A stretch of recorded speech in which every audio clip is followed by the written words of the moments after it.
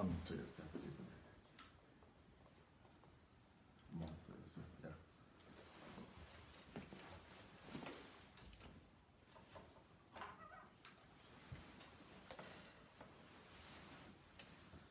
Hello, everybody. Here we are. Here we go for another evening. Today is going to be book review with Dr. Success. Dr. Success is right here with us. And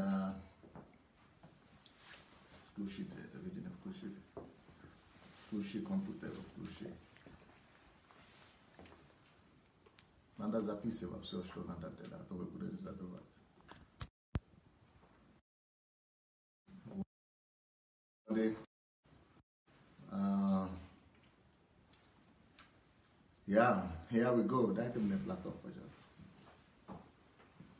Here we go with Dr. Sufficient. Sorry, Dr. Success. Yeah. I'm always calling you Dr. Sufficient. It sounds like too. Yeah, because sounds like because you are all doctor, then S Sufficient. So welcome everybody. Nice to see you all. Do we have some names there? Включен тебе? Не включен. Facebook not включен.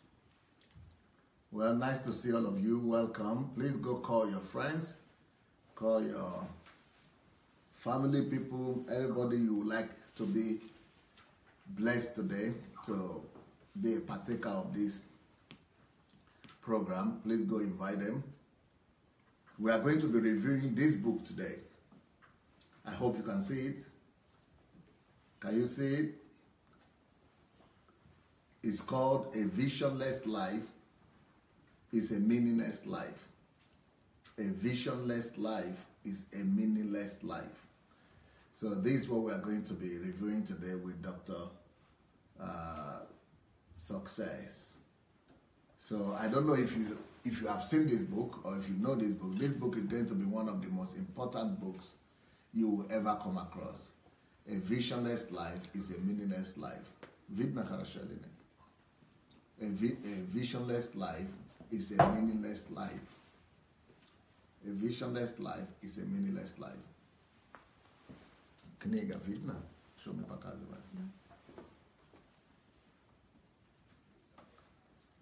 Move here something closer. Okay, thank you. Isaac Thomas, Bela Plocha. Thanks to Wamna Bela Sami, Madame Kawarit. That's all. Baton Pakajite. Slade Chiras Nana Pakazat. Isaac Thomas, Paul Uriade, Patience Ronke, Sally Adai, Samuel Abayomi, Nigerian Arise, Ifioma, Austin, Jane, Musaka, Treasure Unsang, Ifioma Shinedu, Princess Sunshine, Densil Fernandez, and here Kniki, Okereke, etc. Thank you. So the book is A Visionless Life is a Meaningless Life. You are the one who edited this book. Yes, Pastor. What would you like to say, first of all, about this book to the people who have never read it and even never come across it? Well, I think the first place I want to begin is that for as many viewers who are watching us, just louder, yeah. Who are watching us and who perhaps have young people in the house, I think this is one evening they don't want the young people in the house to miss for anything, especially people who are 20 years and below. Maybe they should go and call them down for the review. For this review. Okay. There's need for them to call these young people together for this review, for them to be a part of what we're going to be talking about this evening, because this book is one book. I've read several books on vision, on it's a very popular topic. It's a very popular among motivational speakers. Motivational speaker. And they always talk about things that everybody knows. They repeat each other a lot. Exactly. And many times they keep on repeating one another. Many times you even get more confused than you were in the beginning. you were in the beginning. Because what is the essence of picking up a book on vision and you at the end of the book, you are not able to know your vision or put together what your vision is about. You are more confused. You're more confused. So honestly, Pastor, when you decided to do a book on vision, and when I was to read this book, the initial thought in my mind is like, for example, if you go on Amazon and we just put on vision. Alone, there are going to be millions of books that have already been. So you would think it's the same line. It's going to be the same discussion. No. But this is absolutely mind-blowing. Yeah. Absolutely mind-blowing. In fact, one of the things you told me before this work was the fact that somebody had gone through this material, this book, yes, and the person, though an elderly person, had even burst into tears, weeping. Yes. I wish I had met such a material like this when I was younger. When I was much younger. And that's why I say that go and call the young people. This book is going to be one of the most essential materials. I'm not saying this just because I've read it. I'm saying because I'm with. And you didn't just read it; you edited it. Yes, you corrected it. You went through it line by line. Yes, I went through it line by line, and this is one of the best books ever that will be relevant to anybody's life. And I will tell you the same thing, just to confirm what you are saying, Doctor. I personally think, there are a few of my books that I would say they are some of the most satisfying work that I've done. Now, this book is one of those books. This is a book that I'm so happy that I was able to write in my lifetime. Wow. Because when I see what people are writing about vision, I feel sorry for people who are buying books. For people who spend waste of investment. Yes, who spend waste of their money, waste of their lives, who spend their money trying to buy all these books about vision. The only other book that I've read about vision that is not bad was Miles Monroe's book. But it doesn't not because this is my book. Yes. It doesn't come close to this one, yeah. And the people are going to be able to see the difference. They will see the difference. People who have read those materials. Yeah. So this came very sharp. It came across very direct, and it was very totally different perspective. Very different. And the most important, one of the most important facts about this book is the fact that you were able to bring it down to the common language of everybody and every day. Every day, you used a lot of experiences. You used a lot of stories that anybody at any sphere of life could understand.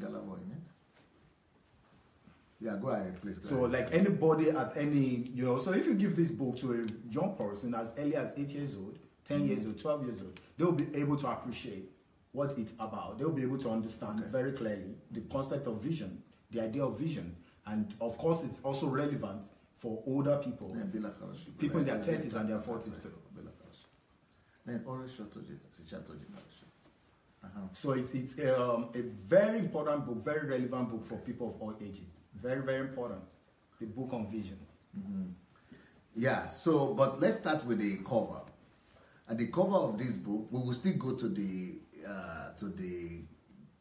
title itself. But just before the title, you will see the physical eye is a burden. This is a citation here. Yes. The physical eye is a burden to any man who is living without vision. This alone is enough to get it's alone to get anybody thinking. It's enough to get people really, really thinking. It's enough to make people ask a lot of questions about their life. But when I look at Africa, this is a description of what's going on in Africa. Absolutely. Physical eye. It's like there is even no difference. Either they have it or they don't have it. And it's not just the physical eyes now. It's going to be every resource that the man possesses. Without vision, is a burden to that person. So it's no longer an asset. When, for example, a man has eyes, but he doesn't have vision, then that eyes is no longer an asset to him. It's a burden. So it becomes a liability to that person. So if a man has children without vision, the children become a burden to him. Beautiful. If a man is in marriage without vision, then the marriage is a burden to him. If a man has cars without vision, then that car is a killer to him. If a man is in a job or in a career without vision, then that job and career is a burden, is a killer to that person. So a lot of people today, they are dying in jobs, they are dying in their careers, they are dying in schools, they are dying in academic institutions and all that. And the reason is because there is no vision. So this is one of the most important. Anything that you possess, that you don't have vision, that is not attached to a vision, that is not driving towards vision, becomes a body. Is a body. Begins to weigh you down. And begins to kill that person. So a lot of people, they have children, but they do not know the essence why they have. There's no vision that is attached to the first child, or the second child, or the third child. So those children become a killer mechanism to them. They become a burden to them. They become a lot of parents, even though initially when raising a child, they're excited about it. They're excited because of about emotion. Because of emotion. The biomass. Exactly. But when there's no vision that is attached to it, then in a few years, they discover that there's a lot of burden, there's a lot of problems with those children. And they begin to be irritated. They begin to curse those children. Yes, and a lot of fighting. Them. A lot of fighting. Begin to hate one another. Anger. They hate the children hate them. Absolutely. Just because they didn't have vision. So they brought children to the world, which was not precipitated by vision. And which is one of the things that was very clearly illustrated, stated again and again in this book, that don't ever go into marriage. Don't ever talk less of having children. If there's no vision for it. So vision must be the driving reason why somebody decides to go into marriage, or decides to have a first child, or a second child, or a third child. There must be a reason for everything else activity. A lot of people find themselves in jobs. I went to school without a vision. Just to get employed. And then that employment itself becomes a burden. It becomes a burden. And that's why a lot of time people wake up on Monday morning has been cited as one of the least happy days, least happy hours of the saddest day. The saddest day of the week. Because there is no vision. So waking up on Monday morning is a nightmare for a lot of people. Because they are supposed to be waking up to pursue vision. Yes. But when they are waking up not to pursue their vision, then they are just burdened. Even though at the end of the month, they are getting money. But look at what I'm doing, what we are doing in this house. Yes. Nobody gets any money for it. Exactly. And we are working 24 hours. Exactly. A lot of excitement. And too much energy, excitement, no money, no reward. Exactly. But we are doing it. Nobody needs to wake us up. Nobody. Yes, because vision is like you said in this book, vision is the highest rewarder. Vision is a propeller. Vision is what aviation fuel is to an aircraft. That is what vision is to a man. So if there is no vision, then there is no fuel, there is no gas for the car to run. But when there is vision, then there's a lot of energy. Like a lot of people often ask you this, that what's your driving force? What is keeping you awake? You do. I personally, my widest imagination, do not know how you are able to do all of these programs consistently. A friend of mine is a very popular guy now on Facebook himself. But he's doing it like Daddy Freeze is doing once a week. Okay. So he's doing his own also like once a week like Daddy Freeze. But Daddy Freeze is doing his own on Sundays. Yes. And this brother Pastor is doing his own on Saturdays. And he told me that he almost collapsed. After doing for maybe 6 months or so, he almost collapsed. And you are doing every day, multiple times a day.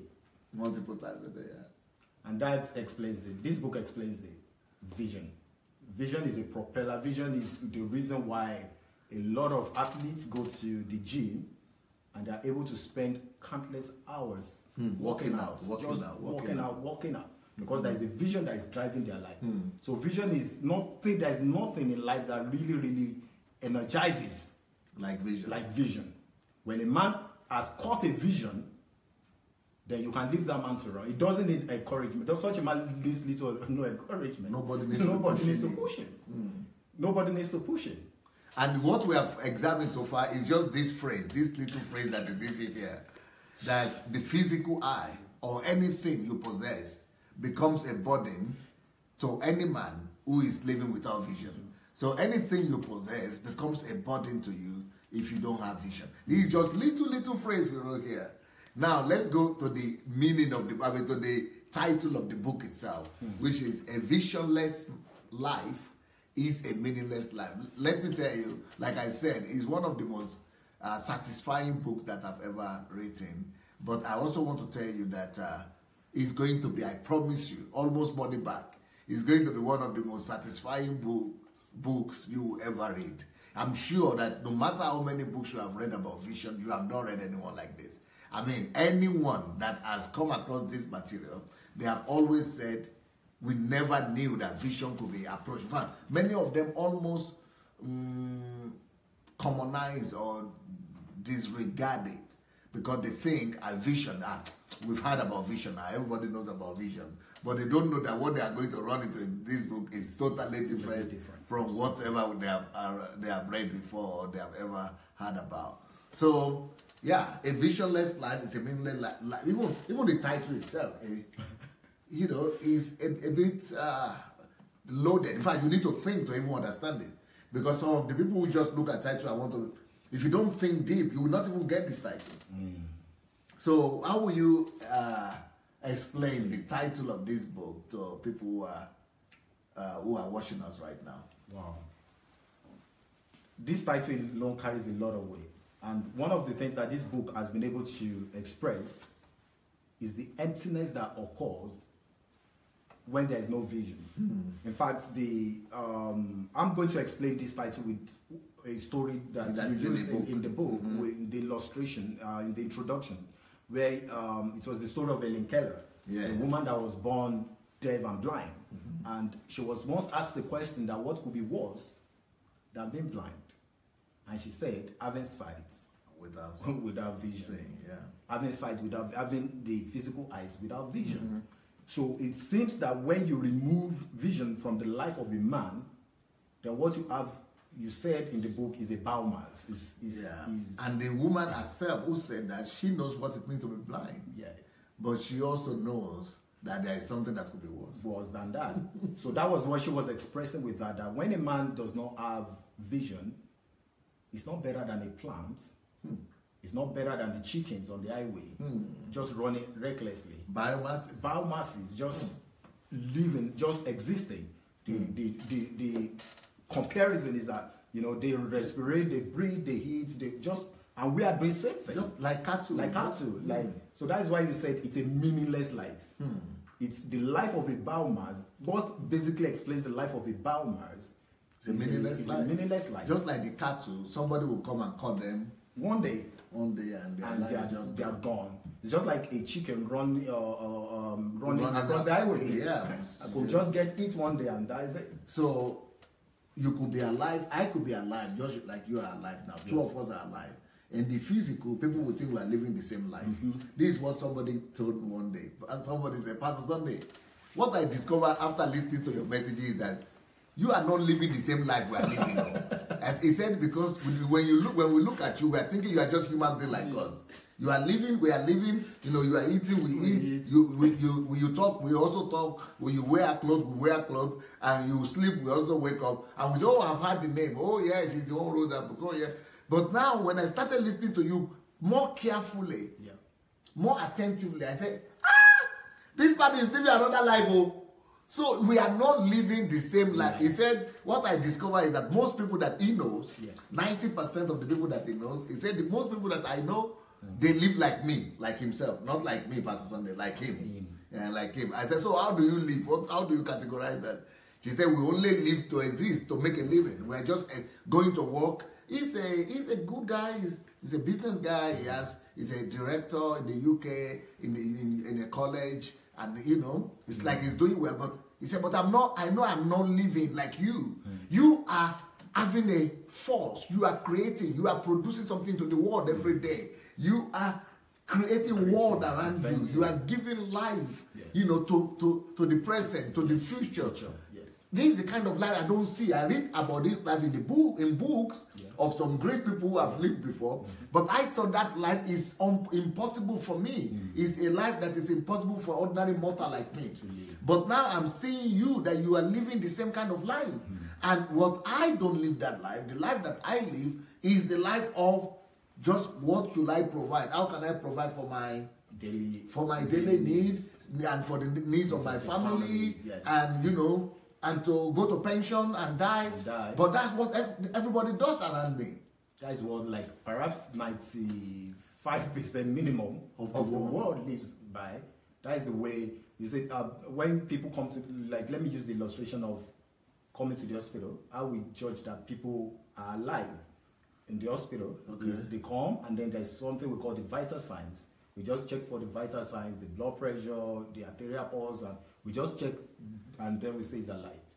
Or he's living. Even though he might be in a coma. Even though he might be in a coma, or that we say he's alive. But this book says that no. That is not how you judge whether somebody is alive or not. Judge a man whether he's alive or dead by vision. What vision is driving him? What vision is driving him? So a man who does not have the pulse of vision is not alive. He's not alive. He's just a biomass. He's as good as an dead. animal. We could say that is clinically dead. Yeah, clinically dead because body is alive. The body is alive, but the man is dead. Gone. So it's a absolutely meaningless life, because the main substance of life has been taken away from him, or he lost it somewhere, or he never bothered to discover it. And this was a lot of pain in my heart going through this book, because the billions and the billions of people in the world today. But you came from a country where there are millions of those.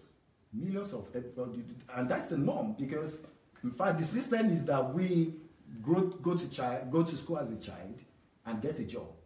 And like you said also in the book, if we go to take a census, or we go to ask a lot of students in schools, why are you in school? Why are you studying what you're studying? Why are you studying the course you're studying? Why are you in this school? Why are you in this university?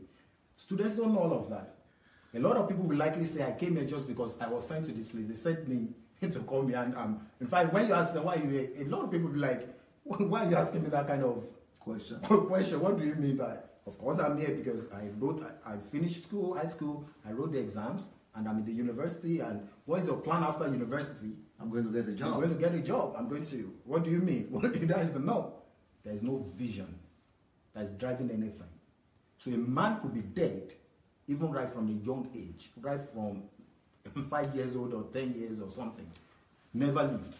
But the most painful part of that is that a lot of people who are watching us right now, they think that they are alive, but they are not. I know they are not, yes. Because they are. But then the painful thing is even not that they don't know that they are alive, but they are going ahead to give to give birth to children. They are reproducing their type. They are reproducing biomasses. Yes, that becomes a disaster when an entire generation has no vision. An entire family has no vision. There's no vision for a family. Then it becomes even a problem for the world. So that I understand. Maybe that's why you are now saying that they should call their children. I really beg people to call the young people in the house and get a copy of this book for a child. Them.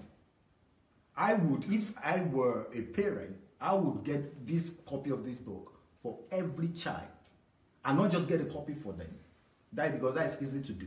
But I would want to go through. And they should also give exams. Exams and assignments. If you need to pay your children to read this book, get them to do it. Because if we are saying that how we judge a man that is living, that is truly alive, is by vision, then why would you not want to give life to a child? Because the first life you seemingly gave to the child was when you gave birth to him. But that's the physical, that's the biomass. That's what made him a biomass. But for that child to be truly alive in the world, he needs to understand vision. And that's why a lot of parents also have problems. Which gives meaning to life. Gives meaning to life. That's why a lot of parents struggle with their children too, because the children have not discovered vision for life. But immediately a child discovers his vision for life, then the parents do not need to worry about drugs when he's a teenager or bad friends. Because he's living for something greater than drugs. He understands purpose. He understands life. From a young age, you see the child very determined and pursues something by his life.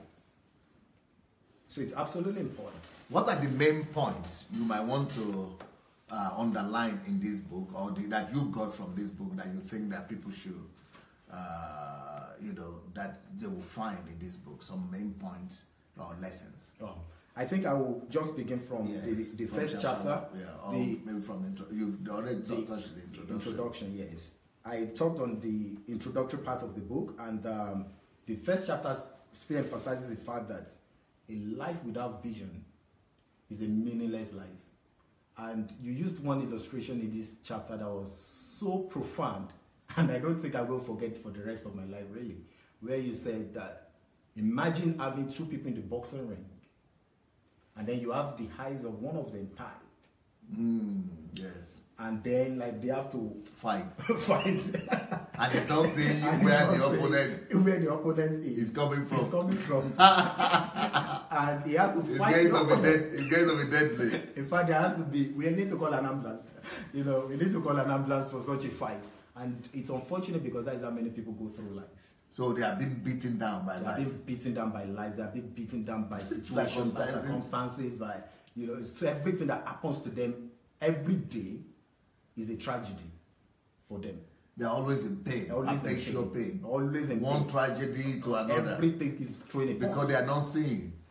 Because and what makes them to see is vision. The power of vision. It's the power of vision. So it is when a man sees that everything that happens to him in life, he knows how to bring the power of that thing, to incorporate it into his vision for life.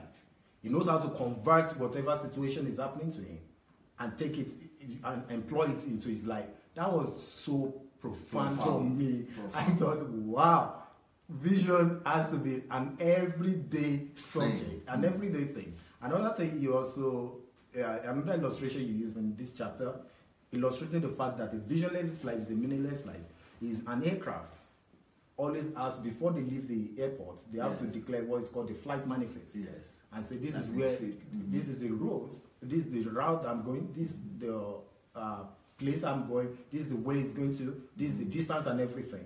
They have to. But imagine an aeroplane that leaves the airport without a flight man, it doesn't, and they ask the pilot, where are you flying to? No destination. No destination. Where are you flying to? No idea. Well, okay, we're just taking off, and then he takes off. And you ask in the book, what do you think happens to such a person? Of course, after some time, it runs out of fuel. A lot of catastrophe, and then the engine begins to give up, and it crashes in the ocean. So a lot of people are like that. There is no flight manifest for their life. But they are taking off. But they've taken off. Because they are alive. They are alive. They are physically. In jobs. They are in jobs. They have wives. They have children. They are in a family. But they are making things worse by even going to get connected to a woman without a vision. You are ruining yourself and her. Then it's just like that kind of flight in the air. It becomes a catastrophe for every other person. Yeah, every other flight. Every other flight. Every other flight. So a lot of people, they got into marriage becoming a catastrophe for their spouse. It's even worse because when they become a catastrophe to their spouse, at least it's only to their spouse. Yes. But when they now go ahead and be giving back to children that don't have destinations, children that don't even have vision for the children, and those children will be coming across other people's children. Catastrophe everywhere, in school, secondary, primary, and those children will be interacting without vision with other children. It's just accident everywhere. Yes. Life of accident. Lot of pain. So if we look at all of that all together, I believe our audience begins to understand the power a visionless life is a meaningless life. This is that was that even being, at least the plants, they are giving us some oxygen. They have vision. They are living by vision. But a man that has no vision, it becomes a catastrophe. It's worse than a plant. It's worse than a plant. It's worse than an animal. Because it's just flying everywhere, and there's no flight manifest for life. And you also said in that chapter 1, that vision is what makes you to live beyond your generation. Yes. That if you are not going to be forgotten the immediate moment you die, it is only because of the vision you lived for. So a man who does not have a vision cannot live beyond his obituary. Immediately the funeral is done and is placed in the ground, everything is buried with him. But a man of vision, hundreds of years after he's gone, he may not be married. Yeah, he doesn't need to be married. Yes, like Jesus. Like he may not. Or like Paul. But we are all learning from him with all our children. With all our children, we are still learning from them. We can't do without him every day. Every day we have to learn from him. Because he lived a life of vision. Just a short time on the earth, but powerfully and with precision, he knew the target. It's like I always want to refer to that boxing ring. He knew exactly where to hit. When the heavyweight boxing champions, they always talk about that uppercut. They exactly know where to hit. They know where to throw the punches that's going to get them points. So it's just exactly like that was how Jesus Christ lived. He knew exactly where to throw his punches for life.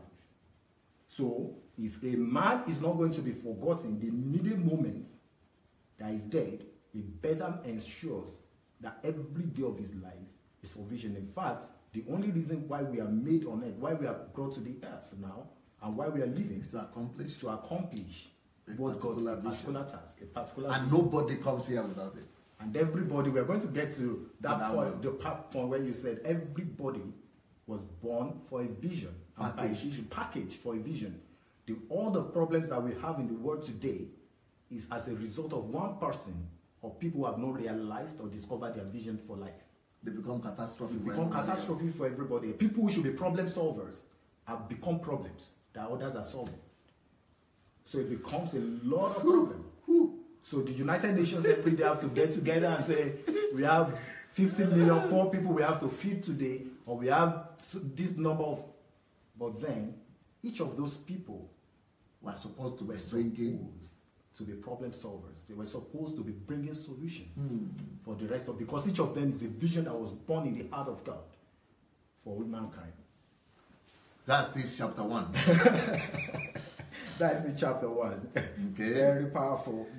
You also ensured in this chapter, you brought us the introduction of the fact that a lot of people are confused about the subject of vision. And this is one of the key things why this book is going to be different from every other book. Yeah. Every other book. $150 billion is used for the revenue, the motivational speaking word, business every year. And yet a lot of people are confused. They hear a lot of things. They still don't understand it. But they still do not understand it. Because there's a lot of confusion about that. You introduced us in this chapter the concept of the difference between vision and ambition. A lot of people are ambitious. They think they have a vision. But that is what those people teach. That's what they teach. Motivational speakers. That is what people teaching ambition. Yes. They are telling you to be ambitious. Yes. And they are telling you to generate your own vision. Exactly. You say that again and again and again in the book, that vision is not something you come up with and you generate. Vision is something you're packaged for. So ambition is something that a lot of people wake up every day. They motivate you under emotion. I must become a millionaire. I must buy my house. I must do my own project. I must marry. I must have children. So to quickly just give us an idea of what Dr. Sunday said in this book about that is the fact that whatever is for you, whatever gives you personal pleasure, whatever is about you, myself, and I, my family, my children, me, and all that, just you. That is an ambition. That's throw them away. Just switch that aside. And if we have to relate that to the Nigerian church situation and things like this, very pathetic. All preaching is ambition. Pushing people into ambition. Ambition. We want to build a 3 kilometer by 3 kilometer. We want to build the largest, biggest, the largest auditorium. Everything just about the best university, largest, whatever, largest. All of that is ambition. So and now it's just like a lot of people now being dragged into the other people's fleshly and carnal ambition. And ambition itself has no future. Yeah, because that's when the flesh gives up. Absolutely. It's only vision that can last. So if it's a catastrophe when there's a lot of people being drawn, millions of people already being drawn into another man's fleshly ambition. Yeah, deception. So it's all of that is just going to go down the waste. So you also brought that introduction into this book. And of course we discussed about the danger of living without vision. Yes. And of course you talked in this chapter also about the basis of life. The basis of life. And you said the basis of life has to be vision. The reason why everything is done every day has to be about vision. So that was also discussed in this book. You talked about, this is also very strategic, how to make vision the pursuit of your life. You said it has to be, everything has to be centered around vision. So my take on this chapter really is the fact that after reading this chapter, there's going to be the need for every reader to first of all take a pause and reassess everything in their lives. And just bring about, first of all, look, I need to first of all Let me take a break. Let me take a break let me take a breath and I need to assess everything. What is it that I've been living for? And what have I even been doing? What have I been doing? What have I been achieving?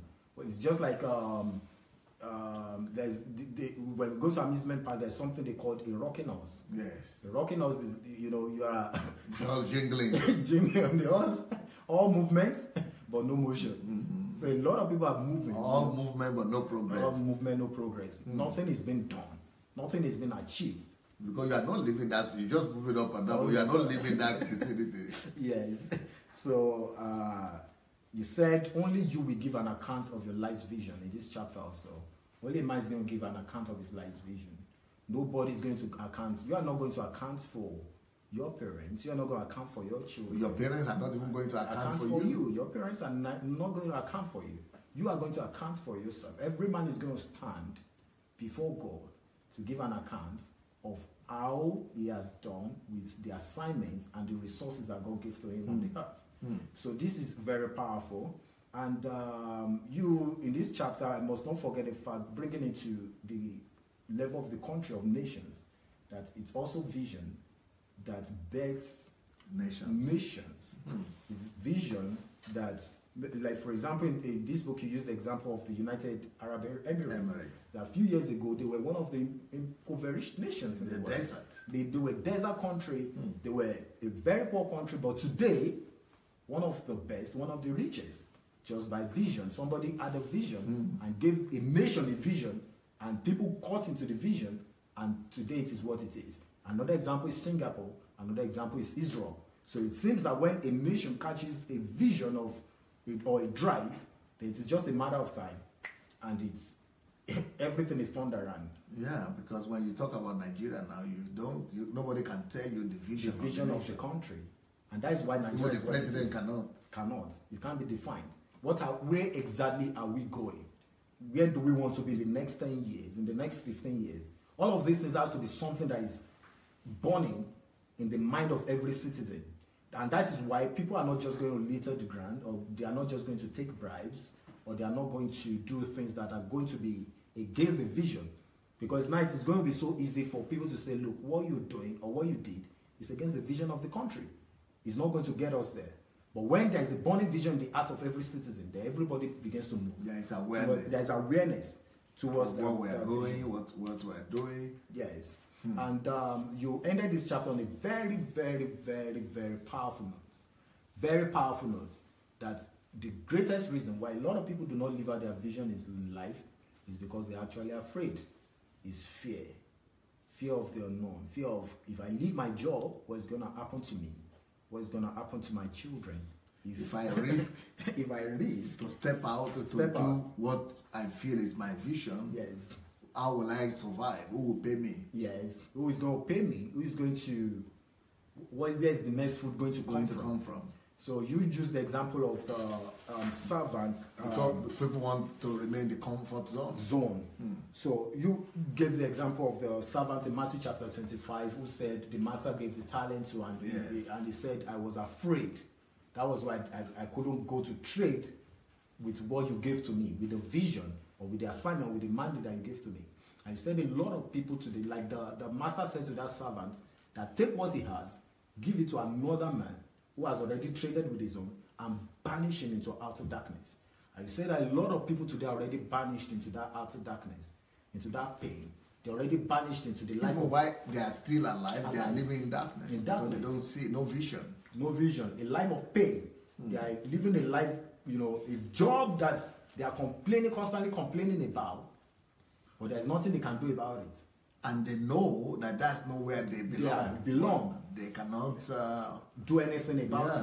So people are stuck in schools, in careers, in projects, in jobs, in families that they know that this is not where I want to be. Every single day of their life, they can probably cry a cry, and they can tell you that this is not me. This is not where I want to be. A 50-year-old man could say, the 10-year-old child, or the 10-year-old me had a dream, had an idea, had a vision, had something that I wanted to become. But I could not become it. Because he had followed the deception of the world. You know, everybody's telling you, go and get a job, get education, go to that school. And it's just like a blind man. Everybody will give you direction. Yes. And the one story too, we're still in chapter 1. Yes. It's incredible. One story that was also used in this place, apart from the fact of fear, and you said that there was a man, very powerful story you used in the book, who the man was dying. He was an old man, perhaps maybe you said 70 or 80 years old, I can't probably remember, who was dying, and everybody will say, oh, you have lived a great life. 80-year-old man, you've tried, you know. And the man was laying dying on the bed, and the man was weak, of course, an 80-year-old man already spent, and suddenly somebody appeared into that room where the old man was dying, and the person came into the room with a keyboard and began to play very melodiously on the keyboard. Yeah, that was... very melodiously on the keyboard. And after about 10 minutes, the man stopped playing. And the 80-year-old man that was dying said, please continue with this that you're doing. Continue. I love it. This is the best 10 minutes of my life that I ever had. Please continue this harmonious, melodious music. And the man said, no, the time I've been given is up, so I need to go. And he began to pack the keyboard truly and was about to leave the room. And the 80-year-old man said, please excuse me. There's one more question I need to ask you. Who are you? Who are you that suddenly came into my room and played for this 10 minutes, this awesome, best music or melody of life? And the man replied and said, well, if you really want to know, I am you. I'm supposed to be you. That's who you are supposed to be. Who you were supposed to be. What you saw me do in these 10 minutes was what you were supposed to have done all your life. You were supposed to bring joy and melody to your generation with the power of music. But unfortunately, it was a 9 to 5 p.m. job every day, and you never got to live it. They say, well, the time is up. You need to go now. You need to go now. And the man wrote down that story, and he gave up the ghost.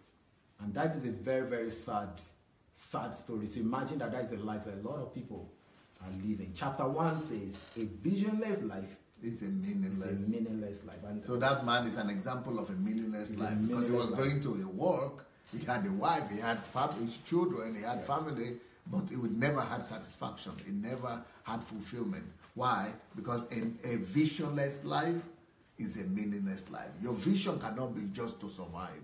That's not vision. Your vision of life cannot be just making a living. That is not vision. Your vision cannot be just to make ends meet. That is not vision. And, at the end of the life, the last 10 minutes of life is when this man got to realize that, wow, this is who I was supposed to have become. Yes. So, if people will agree with us that visionless life is a meaningless life. That person shouldn't have come.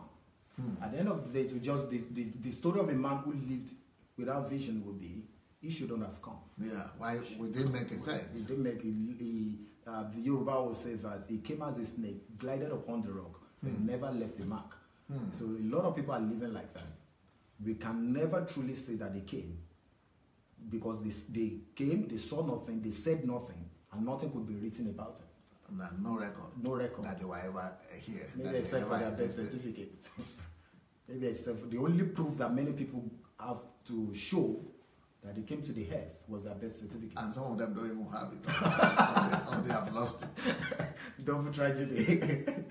Because even their own children and grandchildren will forget them in no time. Yes, you use that story all the time. Yeah. That, can you tell us who your 5th grandparent was? Or you will tell us who Shakespeare was. But you can tell us who Shakespeare was, even though you are not related to that person. You don't know Shakespeare from Adam.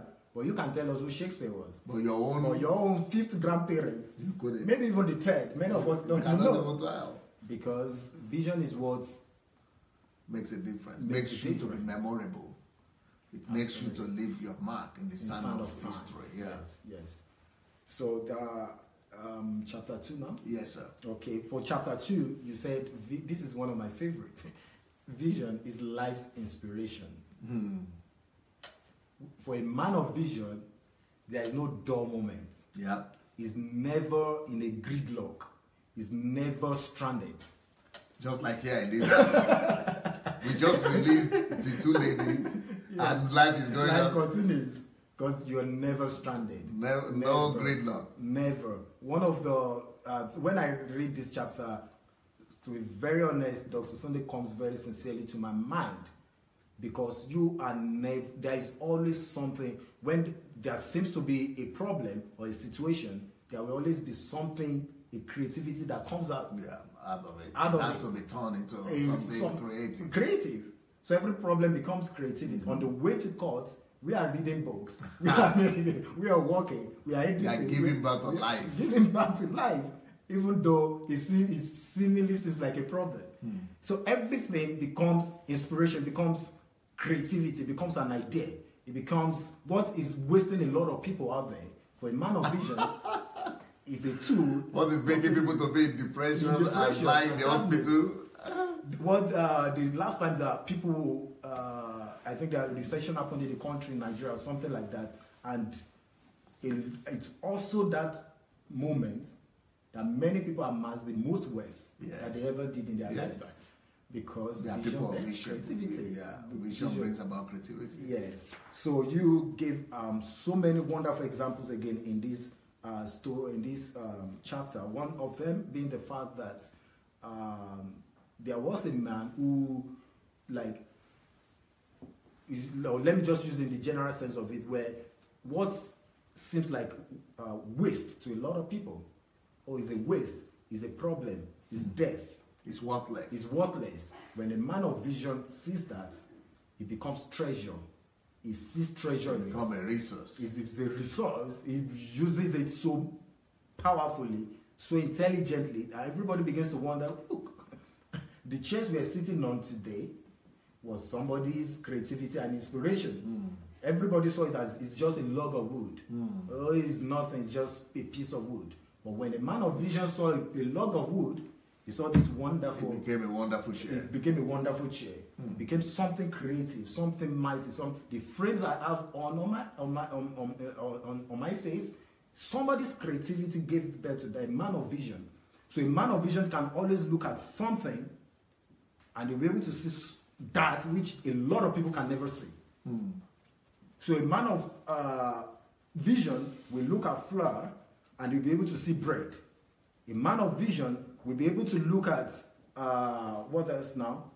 He'll be able to look at, everything that a man of vision looks at becomes a product. It becomes a product. It becomes treasure. Everybody begins to, look, this is what we all have been saying. Yep.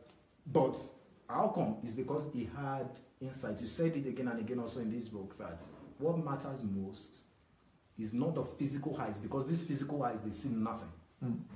What actually matters most is the insight.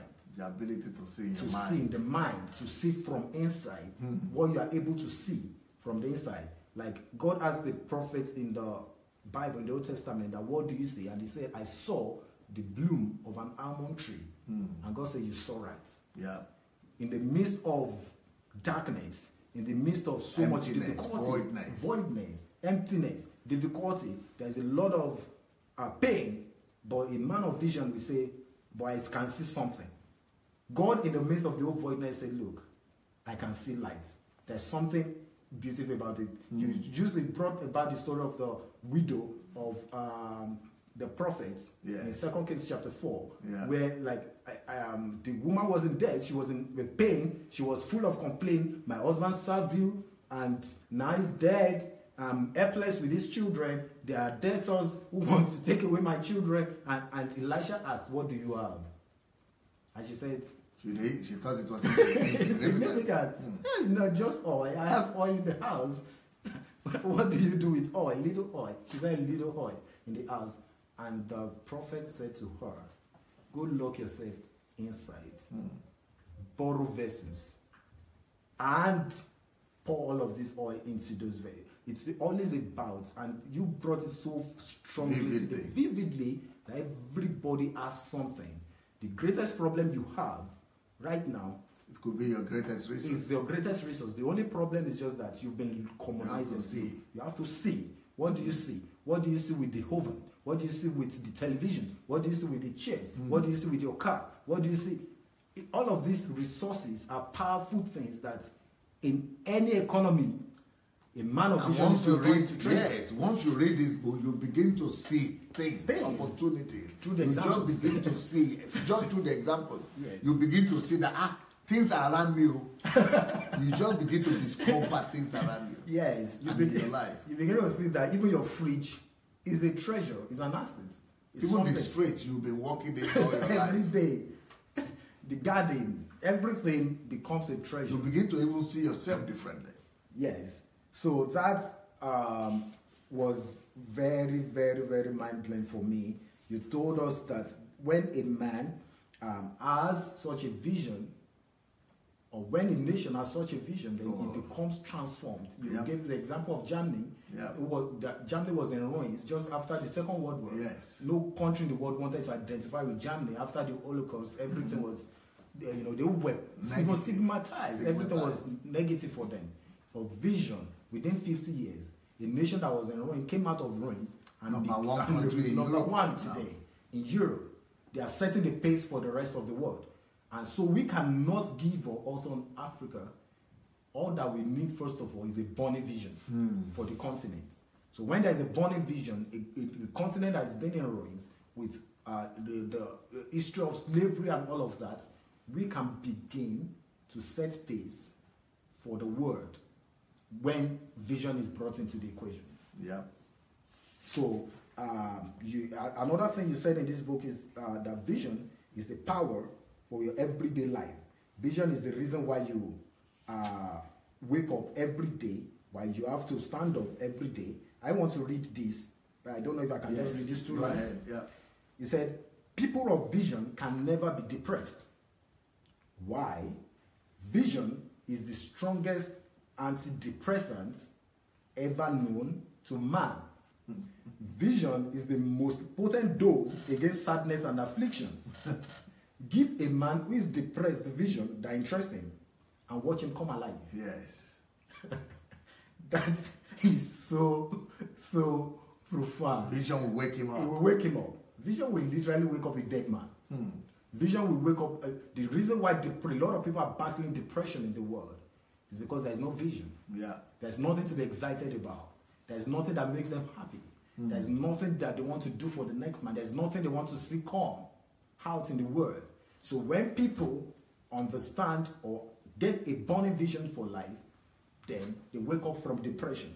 So that is what becomes the energy for everyday life. So, and also vision is what gives us understanding of life. It helps us understand what life is about. It helps us understand your goals, the reason why you're doing what you're doing, and why your vision has to be separate from your ambition.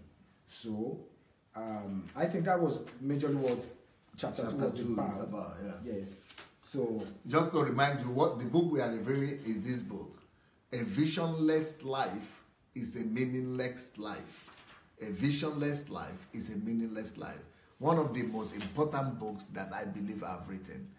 I have written many important books, but this is one of the books that I am really excited and happy that I wrote. Because this book here, if anybody will make the mistake of reading it, the person condemns himself to a life with meaning. Your life is going to be so transformed. You will stop living a meaningless life, and your life will take on so much meaning. You will be surprised that life could be so exciting. And we are just reviewing it now, and only 2 chapters we have reviewed. If you want to buy my books, the only way to buy them is to write to DSS Books, DSS Books, one word, at gmail.com. DSSbooks@gmail.com. And we are also looking for distributors. If you're going to distribute, then you are going to be making money from these books. You are going to be getting up to 40 to 50% from each book for yourself. As well, you can also buy them on Amazon, but the Amazon might be more expensive. So if you write to dssbooks@gmail.com, that is to my office. It will be cheaper. But if you want it, quick, you can go to Kindle. Kindle, you can actually read this book for free on Kindle. So go to Kindle Books and you'll be able to read for free. And these books will bless you greatly. Yep, chapter 3. Yeah, so before we go to chapter just 3. The final words for chapter 2. Okay. I really want to read this, why I'm so passionate that young people need to listen to this. And the parents need to buy for them as well. Buy for them as well, and get them, give this book to your child. As either they are adults or they are adolescents, yes, or they are young adults, or they are young, any one of them, they will need this book. Yes. So you said that you were not created by God Almighty for pleasure. A lot of people in the world a lot of deception. People are running for pleasure. So you were not created by God Almighty for enjoyment. You were not created by God Almighty for self. You were not created by Almighty God for egocentrism. You were not created by God Almighty for children, but for vision.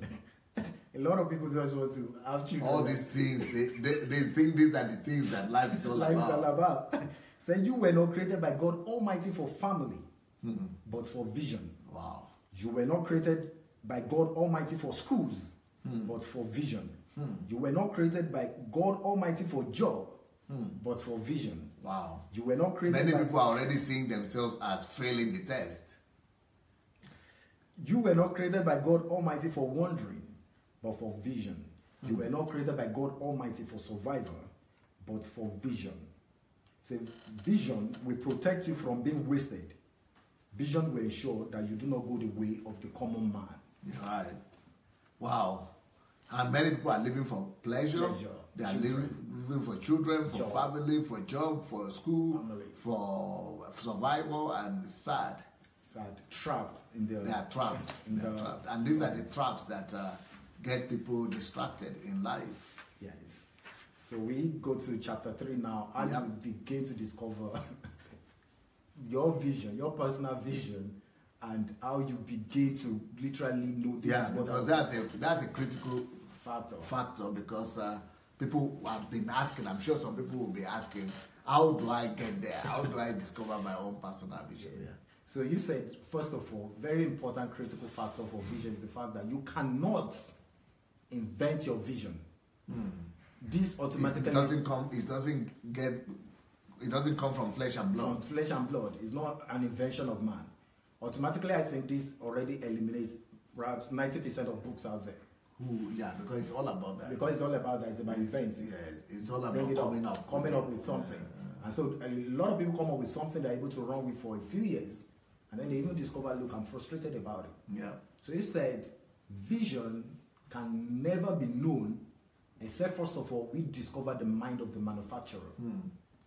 So it is the manufacturer who understands the essence of a product, of a thing. He will be able to say, this is why I made this product. This is why, this is the capacity it has. This is what it's able to do. So if we are able to get into the mind of the manufacturer, then we'll be able to say, this is why this was made. And very important factor, critical factor, is the fact that no two people on earth have same vision. Yeah. So everybody's absolutely unique. Everybody's unique. With a unique mandate. Packaged deliberately by God for something on the earth. You said in the book that God saw a need and packaged you for it. Packaged you for it and said, I want to make something. So we meet that I'm creating you to come down to the earth to resolve that particular need that I'm seeing on the earth. So if there is a problem that is on the earth now that has not been resolved, it's because there is the world is yet to see the man of vision. The person that is created for it. That is created for it. Is working for survival, sitting in churches. And clapping for some pastors and paying tithe. So instead of going to pursue and fulfill the reason why God sent him to the earth in the first place. And that's also very interesting because in Africa we have pastors who want you to just serve their own vision. So it's always can you imagine it? 1,000 people serving one person's vision. So 1,000 needs. 1,000 visions are just wasted. Redundant.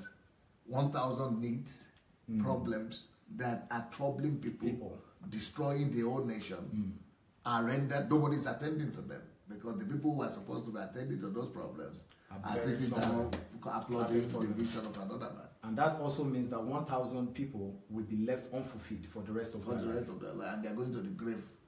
Wow. With nothing, with no result. Wow. They are going to be challenged when they get to heaven. It's a problem.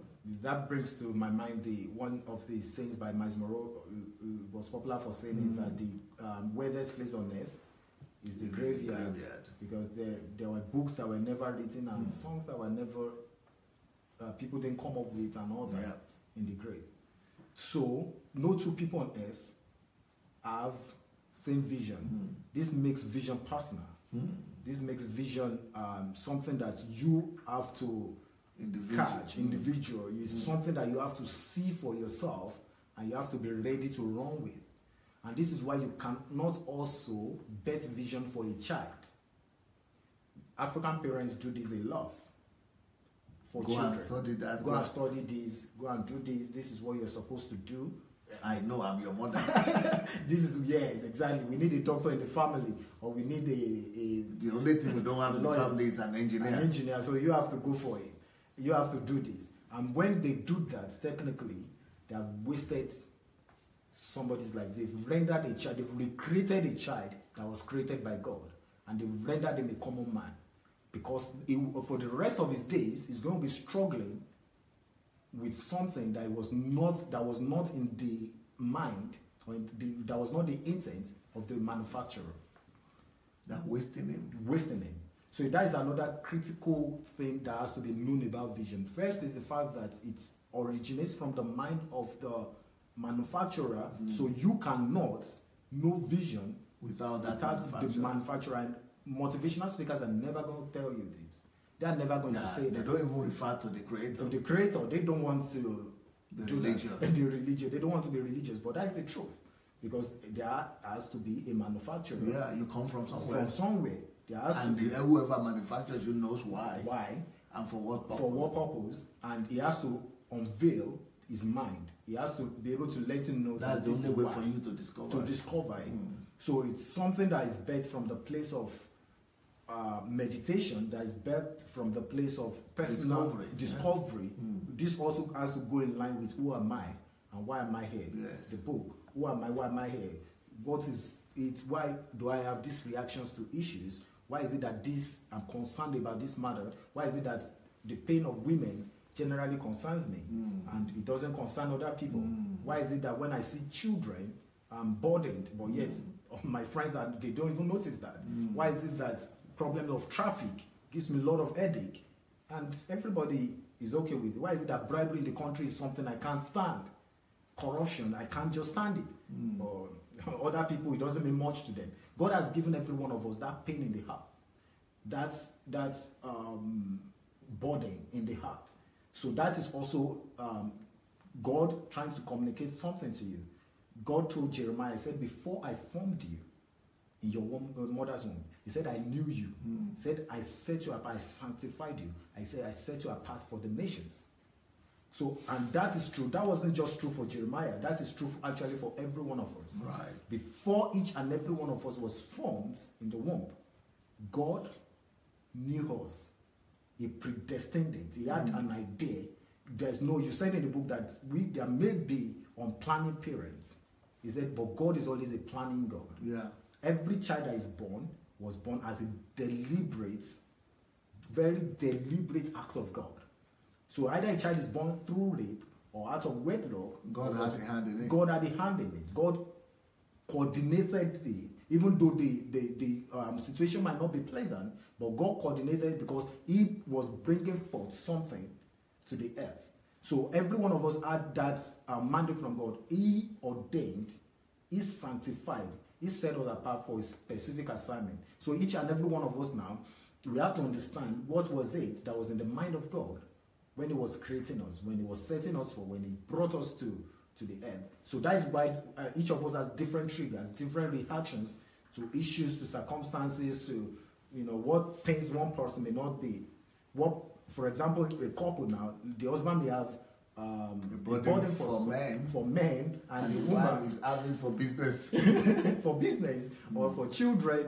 And in Africa, They will say you are your husband's helpmate or whatever, and then they say you don't have a vision of your own, you're the woman, and then a lot of women again. So statistics they negate of women them. Negate, suppressed, and silenced. They are not able to live the life that God called them to live. So that's why they will remain unhappy, unfulfilled, even though they have children, even though they may have jobs, still unhappy. They are still unhappy, they are still unfulfilled. And the men cannot even understand why the woman is quite unhappy or quite unfulfilled. It's because a visionless life is a meaningless life. A meaningless life. A visionless life is a meaningless life. That is the whole idea of this book. Yes. Wow. So then another critical factor of vision now, when you are beginning to understand, this is why I'm sent to this place. This is what burdens my heart. That, you said in this book, is a seed of God that is trying to comfort, that is trying to raise, his head. And once a man now discovers that it could be business, it could be I want to design clothing, I want to design this for people, I want to do this, it can be anything. And then he said, when you discover that now, you have to understand something, that God has also given the capacity to accomplish it, and for it to subdue all the earth. It's the ability, the capacity for it to germinate, to multiply, and to actually replenish the entire earth. So it is not just, you use the example of a mango seed or like an orange seed, an apple seed that it's native. We say how many trees are in this seed. Somebody could say 1,000 trees or 1,000,000 trees. Countless. Or countless. The truth of the matter is, in every seed there is the potential for it to fill the entire earth, which can be done. And God has made every individual of the over 7 billion to carry that potential. So whatsoever thing, if for example somebody has a business that they are doing into, they have the potential for that business to replenish the earth. An example, of course, is the iPad. He could have made a few iPads, for example, and 1,000 people or 10 people, just for his family and relatives, or just for himself to solve his personal problem, which is like an ambition, and then the community. But a man came up with an idea that even after I'm gone, it will keep multiplying. It's still resolving the problem of the whole world. Just like Microsoft, I want to place a personal computer on everybody's table in every home. I want to write a book that is going to be in every family, that is going to be solving certain problems. I want to. So these are things that you challenged us in this book, that with vision, you can actually catch a generational vision. You can live 500 years ahead of your time. That 500 years after now, you are still alive and speaking. You are still solving problems. You come up with products, with ideas that 500 years from now, 1,000 years from now, it will still be multiplying itself and be solving problems. But unfortunately, a lot of people do not know this, because you said in the book, they may be good people, they may be Christians, they may have the Holy Spirit, everything may be good, but unless a man understands this, he will remain small, and he's going to die small. So there is the need for... the size of a man is the size of his vision. It's the size of his vision. So your vision is for 500 years, yes. You can never be small. You can never be small, and you made it so simple in this book, because you made it very clear that it's something you decide by yourself. You decide it, yes. You decide it. You decide whether I want to be alive for 500 years. Yeah, because God gives you the option to be fruitful, multiply, and subdue the earth. And you could say, okay, I will just stop on the level of fruitfulness. Or I want to go beyond fruitfulness. I want to go to multiplication. Or I want to go beyond multiplication. I want to go into replenishing the earth. Yes. Forever. I want to read this part of the book where it says, you said, you must refuse to die simply and cheaply. Don't die simply and cheaply. He said, you can take what you have to the ends of the earth. Your enlargement in the place of vision will ensure that. If only you can enlarge your vision, if only you can broaden your scope, if only you can see, if only you can open up your mind, if only you can identify opportunities, you can take action with your vision and become a global icon. So he said everybody who has ever done it in the world today did it by vision because they deliberately decided to do it. Yep. The aircraft, whatever multinational company that is there, whatever product, whatever, is because a man caught a global vision. And you're challenged. Why are Christians not doing this? Why are Christians not coming up with ideas, with concepts? Why are Christians not subduing the earth with vision? Why are Christians not building intergenerational vision? A man like the Rothschild family, the Rockefeller family, and all of those, somebody caught an idea, and they could say with banking, we are going to subdue the world. Or with medicine, we're going to. So a man created what is called the Bank of.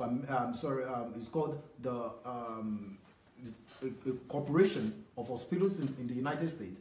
I forgot the name now, but it's just like a network of hospitals in the United States. And several generations after him, he's still suffering. Hopkins, for example. Yes, the Mayo Clinic and all of that. Yes. So it has to be with vision.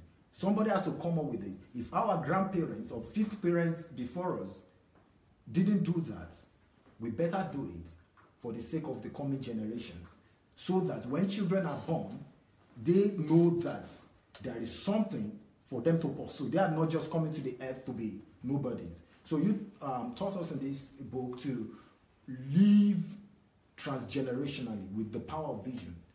And another and my example that I'm planning to live for 500 years. 500 years after now. And after I'm dead. You said it so powerfully in the book that these books you're writing, the things that you do, that they are not just for the moment, for today, because you're a person of legacy, you're a person of vision, and you can see far ahead. Yes. You can put can see the vision, and you're putting the plans in place to actualize them. So then another critical factor of vision that you mentioned in this book, very, very importantly also, is the fact that it's not just enough for you to catch the global vision, for you to put the schematics and the plan in place. He said the critical factor of vision is the fact that you have to take action. That action makes all the difference for a lot of people.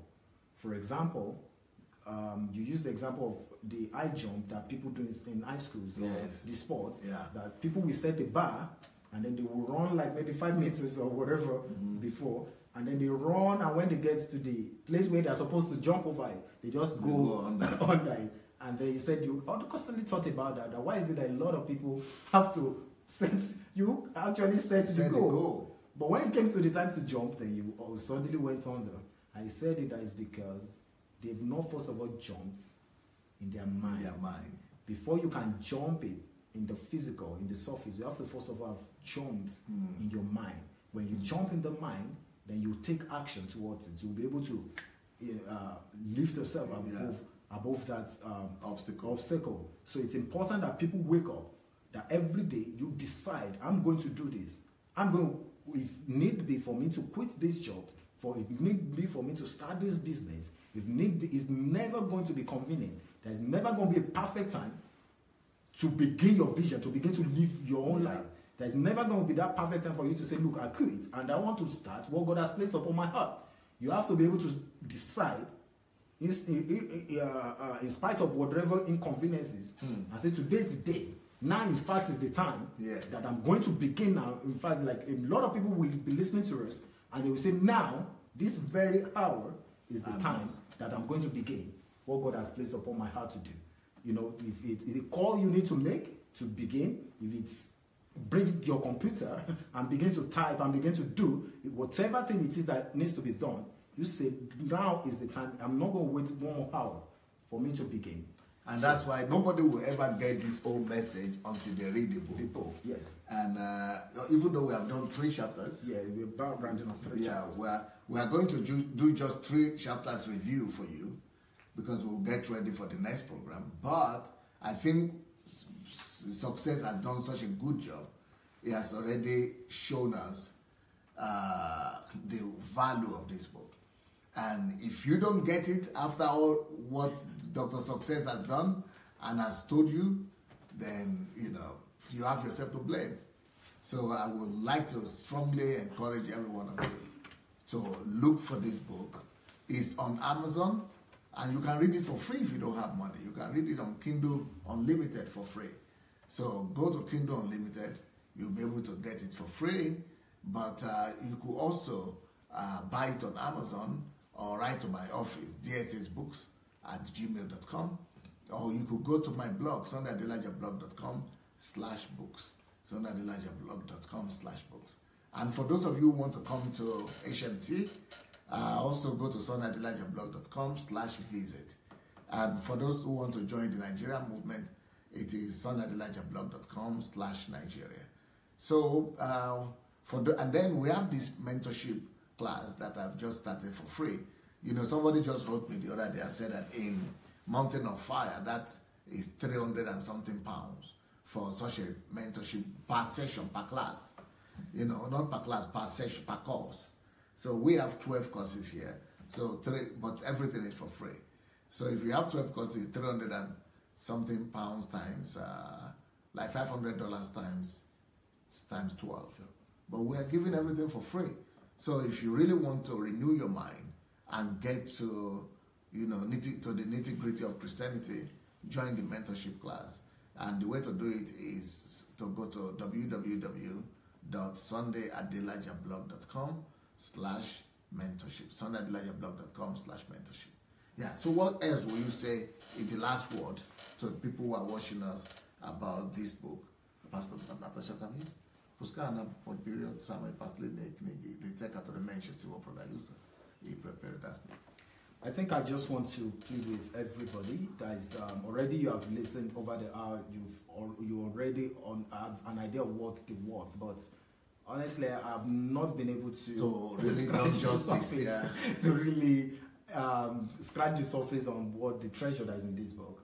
And if you truly believe that a life without vision is not even worth living at all, then I think everyone should really go out there and get this material for themselves, and not just read as a book, but read as a manual and take it. It's actually going to become like a life guide. A life guide for a lot of people. Once they discover what is inside, exactly. A lot of my books, some people say that they keep it like they used to keep the Bible under the pillow. That they keep my books now under the pillow as a guide. Once they are yes, because they need to keep on going back to it. Yes, and the same thing will happen with this. I just wish that a lot of people will be able to have access to this, to be able to. This is one of the books that needs to be duplicated again and again and again. And I'm so excited because Dr. Sunday said you are so excited to have written such a book like this. It's one of the books that has really excited me that I've done. Because this is going to be a liberation for a lot of people. People will be able to get the materials and be able to liberate themselves from the mundane life, because that's where a lot of us are living. Just the mundane, just the regular. Just existing. What people, the culture. Masses life. So it's almost predictable for a lot of people. Go to school, get a job, get married, and die. That is what a lot of is like, almost predictable. But this book is going to liberate people from that. It's going to make you understand that, look, why school? Why marriage? Why all of these things? And if I'm not even going to do all of these things, then can I create an alternative life for myself that is going to be so forceful and so impactful that thousands of generations after I'm gone, I'm still impacting the earth. I'm still influencing the earth. I'm still causing things to happen, even though I'm not physically present. Excellent, excellent. Okay, so I will talk about some more books, some few other books right now. And just for people who might not know some of the other books that we have here, is Discover the Source of Your Latent Energy. All of us have that energy that it takes for us to be able to change the world. That energy is in you, but you need to discover it. The Veritable Source of Energy is another book here that will be able to, help you to release the grace, the energy, to be able to actually discover the veritable energy that is available for you to become anything that you wish to become in life. Now, how to overcome the power of having the fear of death. This is another thing that is holding a lot of people back, and you can overcome that fear of death. Now, for those of you who are concerned about their countries, this book, How to Transform and Build a Civilized Nation, this is the biggest book I've written so far in English, and this is about nation. If you want to redeem and regenerate, recreate your own nation, if you have a burden for your nation, this book will help you to come to its realization. Now, this one is, why am I unlucky? A lot of people complain that things are not right with them. Well, you know, it's not because you have some witches and wizards in your family. It's because of what you don't know. Discover that secret here. For those of you who are from Africa, from Nigeria, only God can save Nigeria. What a myth. It is actually a very big myth for you to say only God can save Nigeria. You know, there are some things that we can do to bring about the salvation of Nigeria. That's what this book is about. Nigeria and the leadership question. So if you have not read this book is the most important book I've written about resolving Nigeria's problem. This will also help you. But these books are not just about Nigeria, they're about every country. How to Become Great Through Time Conversion is another incredible book that will help you to become everything you need to become in life. So, thank you so much, everybody. In the next half an hour, we are going to be here again to continue the series, the love series that I've started for some time now. And I will see you in half an hour. Peace. God bless.